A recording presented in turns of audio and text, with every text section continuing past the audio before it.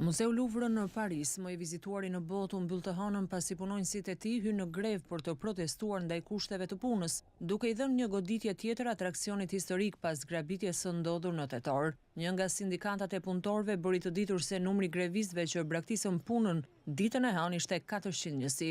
Të pajisur me flamuj, banera dhe parulla, ata bllokuan piramidën prej xhamit që ndodhet në hyrje të muzeut. Përmes një njoftimi të bërë në faqen e internetit të Louvre, drejtuesit e tij njoftuan vizitorët se do të rimbursoheshin për blerjen e biletave. Krerët e sindikatës përgjegjëse thanë se votimi për mbajtjen e grevës ishte unanim, edhe pse nuk sqaruan nëse ajo do të vijojë në ditët e ardhshme. Në rrethana normale, muzeu është i mbyllur të martave, ndërkohë që punonjësit e tij do të takohen sërish të mërkurën për të vendosur nëse do të rifillojnë punën. Sulmi pasoi bisedimet e javës së kaluar mes sindikatave të punës dhe zyrtarëve të qeverisë, përfshirë ministren franceze të kulturës Rachida Dati.